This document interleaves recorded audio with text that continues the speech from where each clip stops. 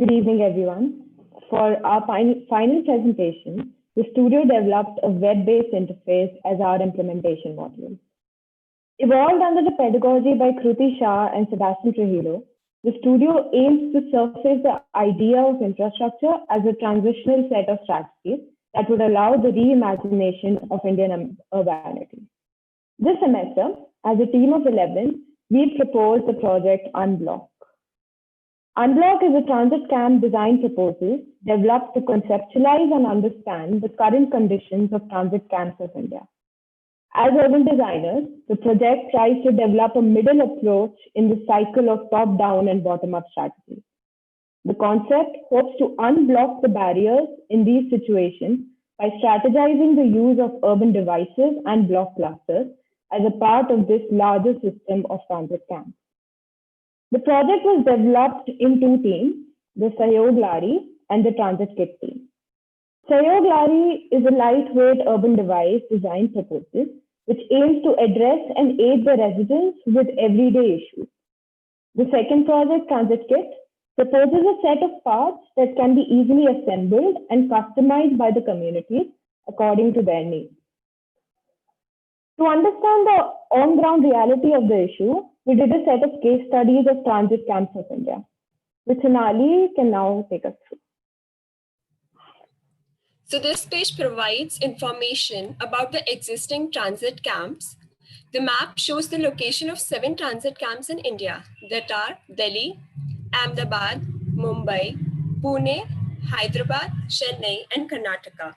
When we click on the location, we can see a gist of the article along with the link of the full article. From these articles, we get to know about the living conditions and the problems that they are facing while living in transit camps. The image on the site portrays the kind of environment that they are living in. Every image highlights a specific aspect of the camp. For example, in the first image, we can see that the room is highlighted. Also, at the background, we can see there is a sewing machine, so which depicts that this is not a proper classroom. The room is used for other purposes also throughout the day. Also, by looking at the strength of the children, it indicates that not many parents in these camps encourage their children to go to school. Similarly, the second image highlights the type of houses that they are living in, which are mostly temporary houses. After reading all these articles, it is clear that because of infrastructure projects or redevelopment projects for cities and the control that the states have over the lives of these people have been left to fend for themselves. They are forced to live in conditions that do not provide them good livelihood, which helps them support their family and children. Now, from a key learning of understanding transit camps, we then were given the site of Ganesh Nagar in Ahmedabad. Ganesh Nagar is a transit camp set up for people who were displaced during the Ahmedabad riverfront development. The first image shows you the geographical location of site along with the location of other industry and plants around the area. The green area depicts the city of Ahmedabad, and from the location of Ganesh Nagar, we can see that it is located on the outskirts of the city. The second image is just the Ganesh Nagar site, which tells you specifically about the type of people living there, what kind of occupation they have, and the facilities that they get. And the third pic is a zoomed in view of the site that talks about the infrastructure of houses. We can see how small one house is for a family of 5 members. It also tells you about the materials that they use for construction of these temporary shelters. Because the houses are so small, the area outside the houses is generally used for recreational activities. Now below are the images of the site that the people are currently living in. The images portrays the current situation in camps, like they have temporary shelter, there is a lack of sanitation, the streets are narrow and the houses are compact. Next, a set of testimonials are given by Sharif Bhai and Rajni Bain, who have helped us in getting to know more about the site and the people staying over there. Now, after having a clear idea about transit camps, below are 2 mind maps, which shows a comparison. The first one shows that currently, when the relocation is being done, what is the actual process that people go through on site, And in the end, what are the problems that they face? The mind map is based on the study done on the Riverfront Development Project. Firstly, the people will get an eviction notice, after which they are provided with a counselor. Then, a survey is conducted for identification proof, and based on that survey, the government announces housing scheme only for people who will pass the verification process. After that, a public land is identified to be used as a transit camp. During this particular project, around 10,000 families were allocated new houses, while 3,000 of them were relocated in transit camps with the help of a lottery system. When they arrive at the camps, one of the family member is photographed along with the survey number, and then the families are asked to build temporary shelter with the materials that are available to them. But even till date, people are facing problems on site, but so is the case for the people who are living in apartments. Even after receiving alternate houses, they still face a lot of problems because the expenses are high. Now we'll have a look at some of the problems that the people are facing on the site. The first one is lack of sanitation. Because the camps do not have garbage bins, due to which the people are throwing garbage outside their house. The next is lack of proper infrastructure. The houses of the people are temporary, so they are made up of materials like cardboard, corrugated sheet, and do not have a proper columns or beams. The next is lack of proper planning of shelter. The houses are placed randomly, due to which a lot of space is wasted. Then the quality of water that they get is not good, which often leads to many health problems. Next is a shortage of water facility. Not enough hand pumps or taps are provided in the camp. Similarly, not enough toilet facilities are provided, which lead to open defecation. Now we'll have a look at the second mind map, which tells us how, through Unblock as a project, we have tried to resolve these issues. We as Unblock provide a 20 steps procedure which begins when the notice comes from the government. The community approaches NGO, which is followed by NGO sending Asalari to spread awareness, which is designed by students at CEPT University. A brief survey is conducted by Ashalari to understand the needs of the community, after which on-ground discussion takes place. Ashalari now guides people towards NGO that can help them in legal matters. Now, people are given a choice to select transit camp from many places provided across the country. The transit camp registration is done at nearby facilitation center. The site study is done by a group of designers along with NGO and community. Board game is organized, which helps in planning of the camp, which is then followed by reviewing it by designers, focus group discussions, and finalizing the overall cluster plan. According to the Accordingly, the kit of parts are distributed to the community depending on the requirement. Now, volunteers are assigned to the family for help. Interaction takes place between family and designers for specific suggestions in design. Construction assembling of the kit is done with the help of construction Lari. The site is planned taking into consideration the future incremental growth in number of houses. Urban elements are now added at this stage, and finally, the community is relocated. Now, during this period, people do have many rights which the majority is not aware about. So we have provided Know Your Rights section, which Aryan will take us through. As this is an academic publication, we have researched and laid out the rights which corresponds to similar situation. Right to notice, which talks about the resident of an existing settlement. One has a right to receive a 90-day notice prior the eviction date.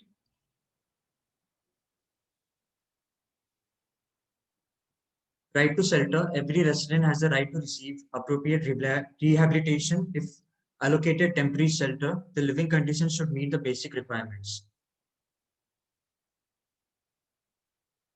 Right to information, every resident has a right to be informed of the future plan and reason of eviction. Right to appeal, every resident has a right to ask questions. If they are not satisfied with the answers, they have the right to approach judicial bodies. Right to livelihood, every resident must get basic livelihood requirements when rehabilitated.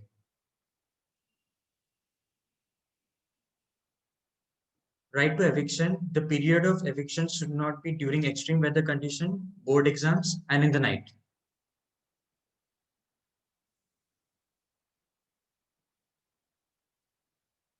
NGOs and yognas are external tools which can be approached by evicted residents and aims to aid them. Starting off with NGOs, CFD, Center for Development, whose mission is to inculcate values of equality, justice, and empower them through mobilization and education. Center for Social Justice, kind of organization that uses the judicial system to fight the rights of marginalized. Yojanas, starting off with Rajiv Awas Yojana. Vision is to have a slum-free India in which inclusive and equitable cities in which every citizen has access to basic requirements. Pradhan Mantri Yojana mission is to seek to address the housing requirements of urban poor, including and provisions of affordable housing. Deen Dayal Awas Yojana encourage the development of high density plotted colonies in low and medium potential towns of state.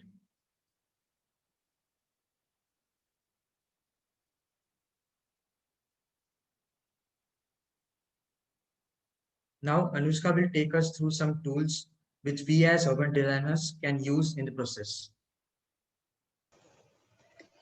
The basis of our project Unlock comes from establishing and organizing different tools and methods to engage with the communities. As urban designers, rather than designing for the people, what is important is designing with them.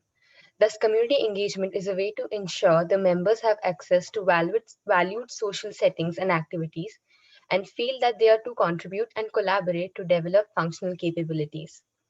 Both the Sayog Lari and the Transit Kit aims at making the communities a part of the process.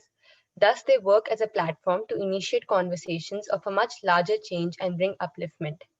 Here are 12 tools listed that are facilitated through the kit and Lari and can be organized within our brief. The first one is planning for real.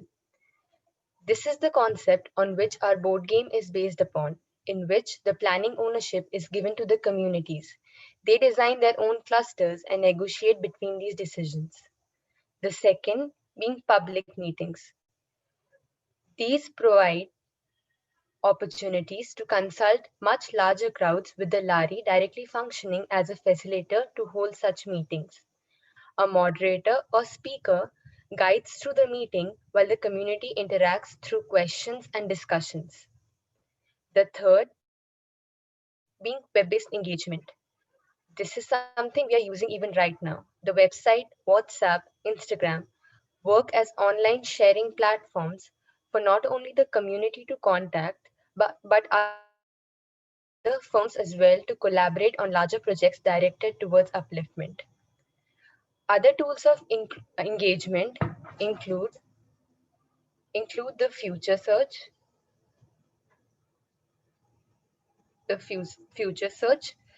forms, focus group discussions, art and creativity,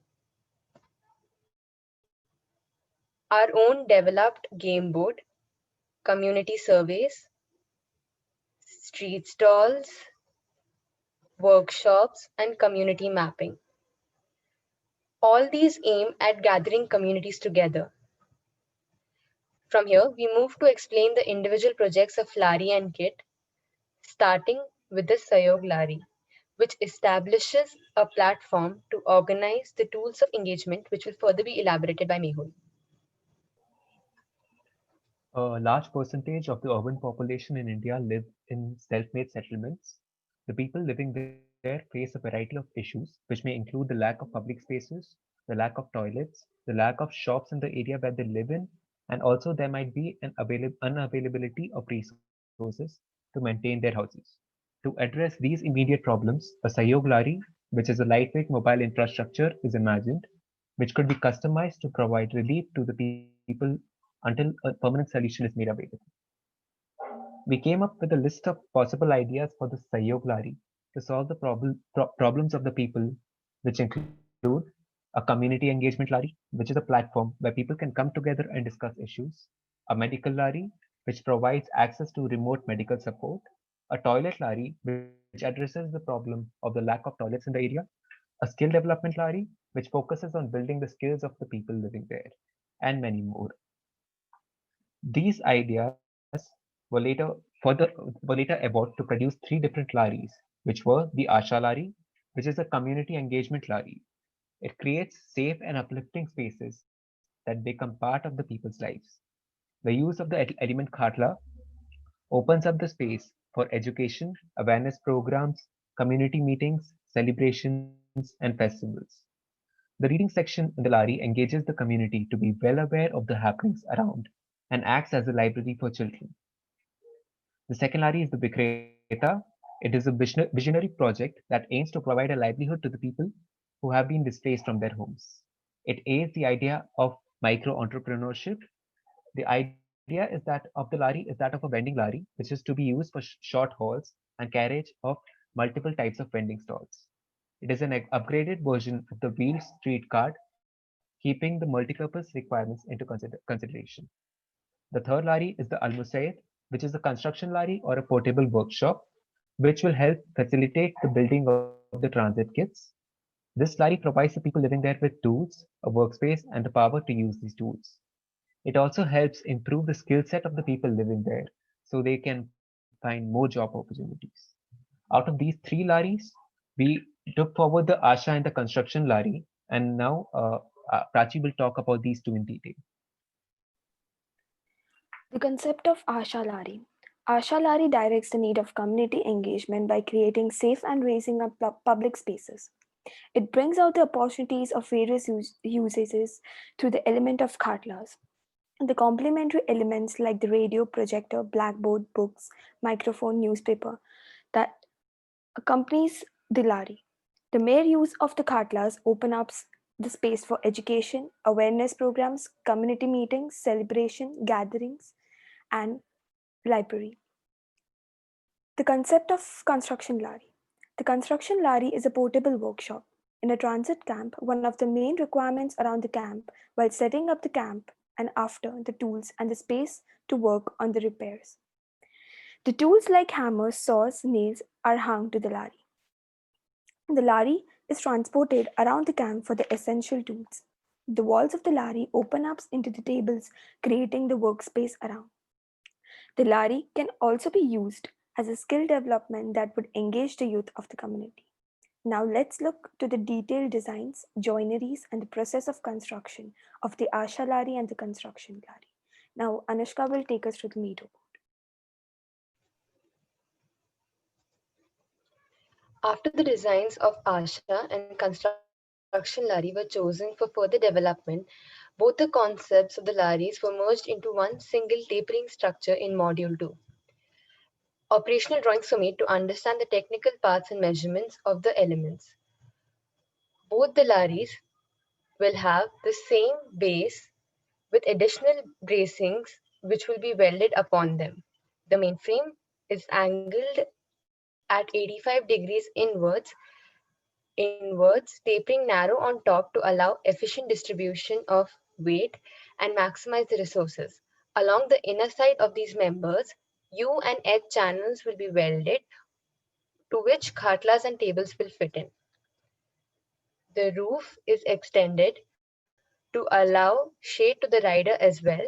Waterproof canvas ensures the security of the lari, while the solar provides the energy needed for running the projector, microphone in the case of Asha Lari, and heavy tools and machines in case of construction lari. The door has an infill of plywood and softboard. The outer side of the softboard has a visual display of pinned up pamphlets, while the inner side has compartments to store the pamphlets and newspapers.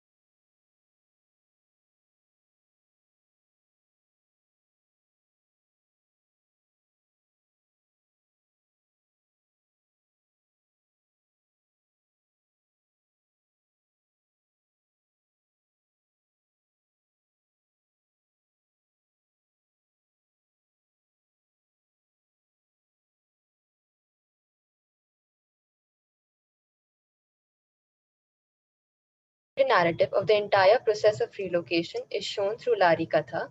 The Katha aims at functioning as an implementation guide for the community. To add context to the story, a hypothetical scenario of placing our project during the Sabarmati River Development Project has been done, with the story progressing from there on. The story starts from a notice arriving from the AMC and the community questioning about their livelihoods and jobs. From there, one of the main protagonists stumbles upon our website and contacts the NGO directly involved with our project. As mentioned by Dhyan in the mind map, the NGO makes the design team in touch with the community. From there, we as designers use tools of engagement like 3D models, community mapping, public meetings to interact with the community and make them understand the design. Then we gather volunteers who would work along with coordinators from the design team and divide them into 3 teams. Here itself, experts for welding, solar installation, weavings, and paintings are also hired. After a 2-week gap for fund generation and other steps, the construction process begins, starting with market survey and procurement of materials and tools. A safety guideline is also provided to the community. After this, the construction process begins with the base being constructed, then the mainframe, roof, and door. After which, the khatlas and storage for ashalaris are made, and sliding storages and tables for construction larry are made. After the construction process ends, Ashalari begins its work of briefing the community in their current homes about their rights and the process that will be followed. The game board is introduced and played, finalizing the clusters. Once the clusters are final, the work of on-site construction for the Transit Mohalla group begins. The KIT team assembles the kit along with volunteers and experts. Through all this, the construction larry aids the kit group by providing tools and machineries. Once the kits are assembled and the community is relocated, then Asha and Construction Larry work in the new transit camps, bringing awareness and creating skill development. And it ends with the Laris and kits being a part of the community's life for maintenance and upliftment of the camp. The sequence of events follows the Gantt chart provided, while an extra Gantt chart for the construction process is also provided. At the end of the comic, 2 pamphlets are placed. The aim of the pamphlet is a more do-it-yourself, step-by-step construction guide. The initial spread has all pages in a checklist, a progress track along with rough pages. It has a list of tools, tasks, and a list of materials with a bill of quantities. A QR code directly linking it to the website is also provided. Behind the spread, the construction steps are shown in stages using isometric views to bring uniformity. The initial part has teams, experts, tools, materials, before and after, and a kit of parts listed, which has pieces given, quantities, and the lengths required. The Lari in the background is done in blue, while the components being added is highlighted in red, along with joinery details. Sub-steps have also been elaborated for a detailed understanding of the construction, like the steps of the base. If I explain the mainframe sheet, an important procedure of welding has also been illustrated. This step uses proper and kacha or temporary welding in its steps. In temporary welding, the welding is done with a few drops just to add a reference and for the actual member to place. In this case, to weld the inclined member, a perpendicular member is temporarily welded for reference, and then the inclined member is properly welded, after which the perpendicular member is hammered and removed. In this sense, even the smaller procedures have been illustrated. Similar to these, other components of roof, door, storage, and khatlas have also been made step by step. For the construction Lari, similar visual language has been used, with the base, mainframe, roof, and door remaining the same, while the 2 base storage and front storage coming up, and a table and sliding. If I explain the sliding sheet, we have metal box sections being screwed using L angles at the base. The same metal box sections being welded in the middle and the top. Sliding channel being aluminum sliding channel being screwed to these metal box sections. The inner channel being removed and screwed to the metal pegboard. And finally, the metal pegboard frame being slid back inside these channels, and hooks are attached in the holes of the pegboard to hang the tools. This sums up both the Lari's structures and elements, detail about our designs, and leave comments and feedbacks on our Miro board. From here, Prachi will explain the uses of both the Laris in a larger context. The following view shows the community engagement of the Asha Lari and the construction Lari. It shows the community awareness programs at the common area, shows the community meeting, shows it for the education of the children, for the reading and the leisure, gatherings during the festivals and celebrations. Construction Lari helps in certain workshops and construction tools for the transit kit. Also, the Lari can be used for the skill development to increase the employment within the community. Based on the setup and orientation of the Laris, the spaces are differentiated. The Lari works simultaneously with the transit kit, which will be explained by Dhyan.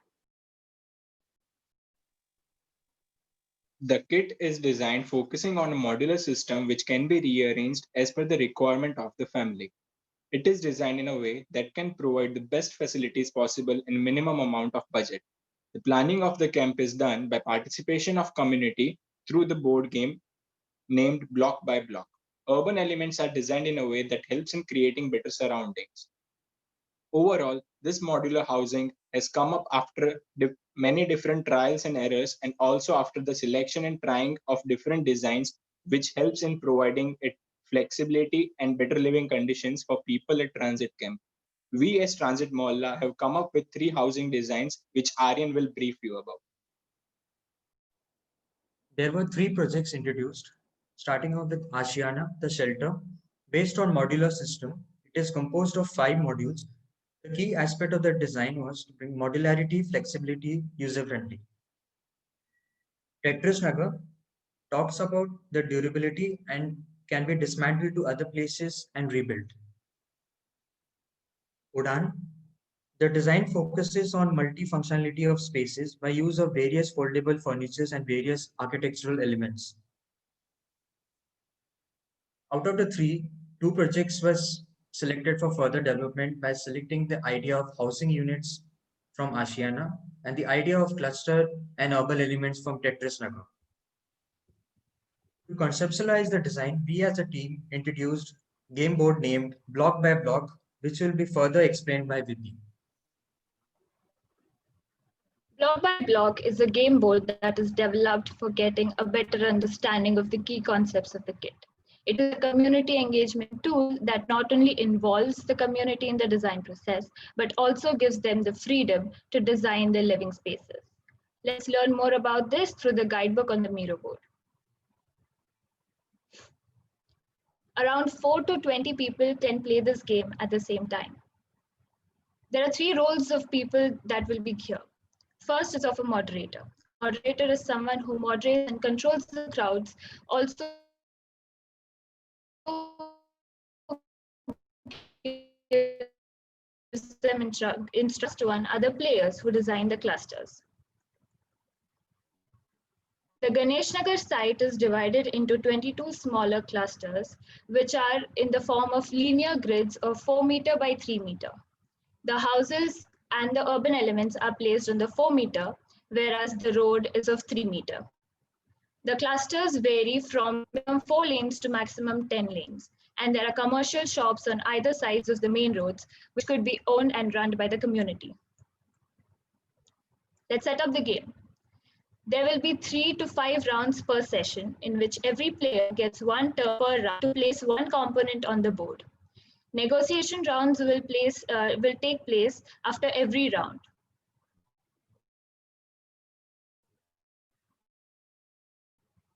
Let's see the shelters. There is a toilet block.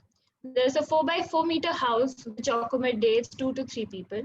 a 4x6 meter house which can accommodate 4 to 5 people, and a 4 meter by 8 meter house which can accommodate 6 to 8 people. And then there are the medical centers and daycare centers. As Sonali explained earlier, due to the lack of green infrastructure, these transit camps suffer a lot. So we thought of adding productive landscapes into it, such as trees with sitting areas and swales, hydroponic farming, vertical farming, herb planting, shading trees, and nursery. There are leisure spaces such as the sandpit, sitting area, swings, slides, stepping stones, climbing frames, etc. Now coming to more common spaces like the religious space, common washing area, and parking. Last but not the least, a very important system, which is the waste management system, such as the reed bed systems, underground water tank, composting bin, and segregation center. Let's learn the rules of this game. Number one, that between two houses, there should always be a toilet block. Let's call this a module. Between two modules, there should always be an urban element. In every cluster, it is compulsory to have one medical center and one daycare center. A segregation center could be shared between 2 to 3 clusters. Every house will have a reed bed system and 2 composting bins outside. The leisure spaces can be expanded by placing them around each other. And last, one underground tank will be installed for every 15 houses. After the game has been played and the clusters are formed, these are being recorded by the moderator through photos and videos and are being sent to the design team. The design team then reviews these and have a focus group discussion with the community on how they can improve their clusters. Now let's talk about the waste management. We have composting bins. So this is a decentralized composter. We can add organic wet waste to it every day, along with cocopeat and microbes. And after 20 days, your compost is ready, which can later be used for productive landscapes and also can be sold.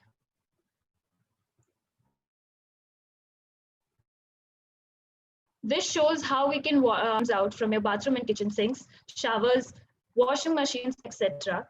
All of this is connected to the reed bed system. The water that is passed through the reed bed system is then purified and stored in the underground water tanks. This water that is being stored in the underground water tanks can then be used for irrigation purpose. And the produced that are being given after this can be consumed by the community or can be sold in the market. Next are the productive landscapes. Productive landscapes are basically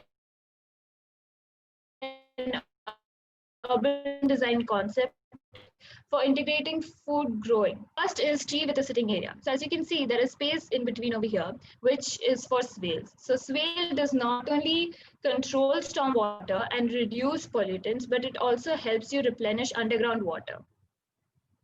Next is the hydroponic farming. It helps us to grow plants anywhere with very little water and almost no soil. It takes very little space as well. Vertical farming is also one kind of hydroponic farming, but it just has vertical systems. Next is herb farming. Herb farming takes up very less space for irrigation and it also saves a lot of money.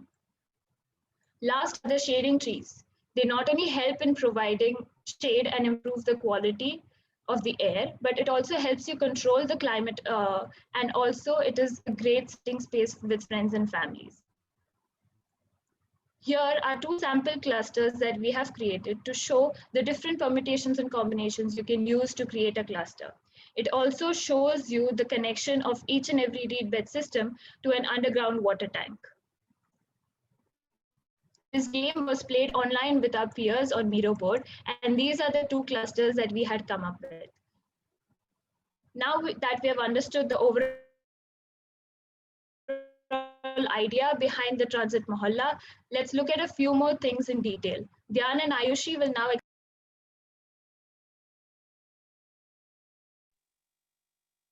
operational drawings were made to accurately document all the features of the design developed. They were also developed to work on the things which were ignored in M1.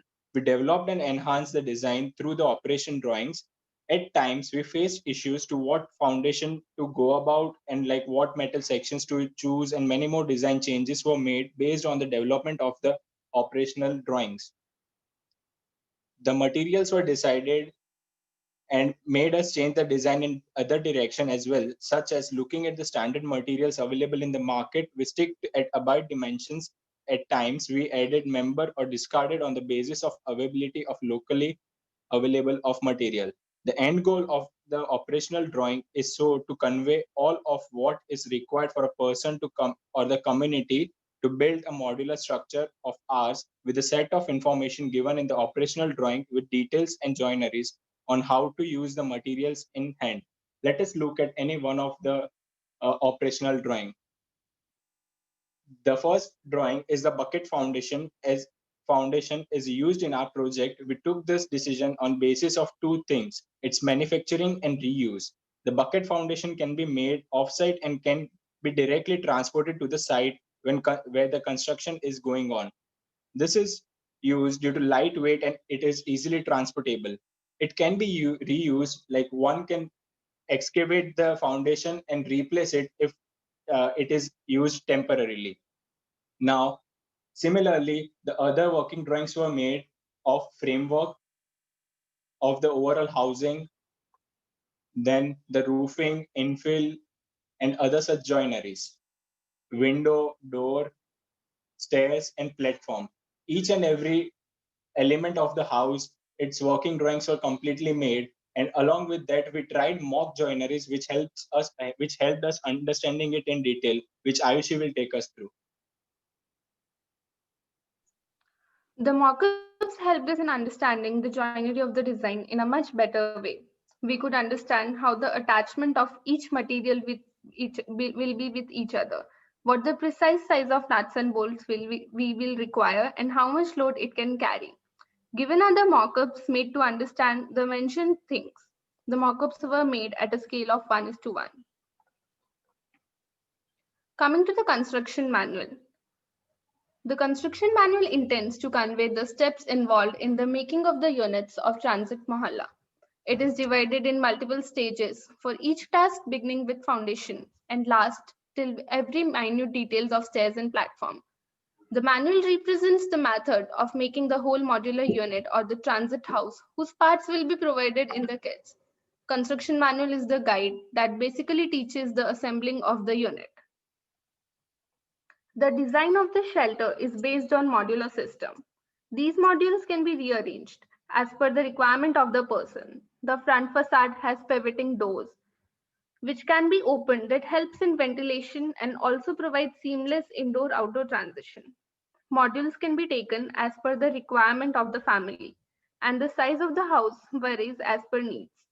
Also, the roofing of the units are done in such a way, keeping in mind the climate and context of the city. There is no such indoor partition in the built form. However, if needed, any temporary partitions can be added to it. The toilets are now added personally with each house, which will help in utilization of the same. Overall, the module is designed keeping in mind the requirement and affecting factors. Coming to the modules, we have 5 overall modules. First one being the closure module, also called as side module. The side module acts as the closing module on the sides. It is placed on each side of the house, depending on the structures of it. B being the extension module. The extension module is designed to give the user and the guests a free and an open space to perform daily activities with proper ventilation and bamboo doors. To climb the height of 450 mm plinth, stairs are used. Also, it acts as a threshold for the house. It even follows the same modularity in its uses. P being the platform. There are a lot of social activities that happen outside, and this platform stands as an extension to the domestic space, also improving the social interactions and relations of people who are coming to these camps. The toilet module is designed such that 2 toilets are joined by the same wall, hands attached to the kit by a platform. Module typologies. The design has 3 module typologies, which helps different number of people to accommodate. The first typology consists of A, B, S, P, T. which can accommodate 2 to 3 people. The second one has 2 A's, B, 2 P's, 3 P's, 1 S and T, which can accommodate 5 to 6 people. The third one has A, 2B, P, T and S, which can accommodate 9 to 10 people. The Gantt chart was made to understand the timeline and sequence of processes that happen to build the design. The total timeline is of 9 months from the analysis to on-site construction. Bill of quantity is for single module typology, that is A plus B plus S plus P. It helps to understand the amount of money that would be spent on one module typology and the material required.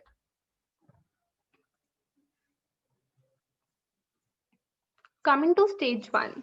Stage 1 basically has 3 steps: manufacturing, packaging, and transportation. The off-site construction stage is as important as on-site. The precision obtained in this stage will help the builders and the users to make the kit in an easy way. Manufacturing process consists of transporting the material from factory to workshop, where the materials are being cut to their according lengths. After the cutting and formation of materials takes place, they are sent for packaging, where everything is packed such that no harm is caused to the material. For example, L sections are the edges of the L sections are covered with styrofoam and then they are packed in turpoline sheets. On every material, labels will be there to understand which is the material and what is the quantity of the material in every package. After the packaging of material is done, then it is then loaded to the truck and sent to the warehouse where the materials are stored and given to people to build the kit.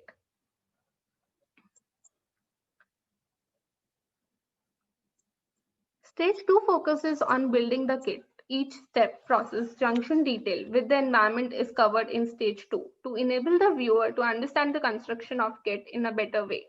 The timeline of building the kit is said to be approximate 10 days. The process starts with putting the foundation, then the framework is built. After the framework is built, roof is provided to the kit with flooring and infills. The secondary elements of the kit are then put together, like windows, doors, platform, and stairs. The toilet is separately built by professional and has a different timeline to get it built. The tools required to build the kit will be provided from the warehouse on showing the ID card of the user. Precautions are very necessary to maintain on site. Here are the few precautions given for the people who are building the kit. They'll have to take these precautions. In an entire design, we have used slotted angles. Here are few benefits and precautions which are given while using slotted angles. Further, Dhyan will explain the construction process. We divided, as mentioned by Ayushi, we divided and provided each construction manual, which provides and gives understanding of how to make the things well. When we look at the construction manual, first of all, the step is the foundation that comes. In that, there are in charge, like a person or the volunteer is in charge to that person, and the workspace is provided then. The list of tools written there, and the kit of parts is provided right there. When one opens that, it basically provides a stepwise method to how to provide foundation to the structure. First of all, the plain ground is being leveled, and then on the and the next step, the marking is done with the rod inserted there. Once the marking is done, the levels are checked and the process of excavation begins. Right after the excavation, the factory-made foundation are just need to be put there and put there and aligned properly. After that, refilling of the soil is done, and then the basic line drawing and all of that check is done with a PCC bed in the floor. Similarly, the process of framework is done with the foundation members attaching the vertical members there, checking the levels of all the vertical members, then moving to the addition of horizontal members for flooring purpose. Then similarly, the addition of members and roofing and all.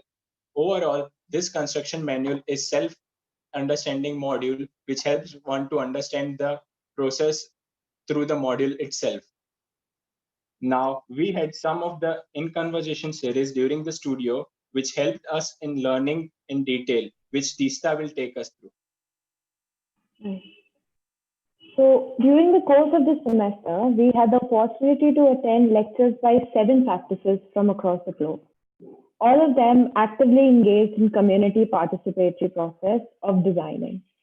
They shared their on-ground experience, which helped us develop the project in context of the real world.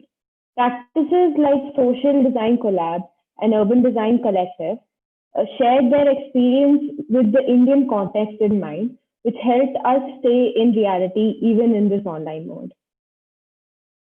While developing the project, we have tried to be very conscious of our role as urban designers in between government official bodies and social organizations. The website aims to simplify this complicated process to our best abilities and make it available as an academic project.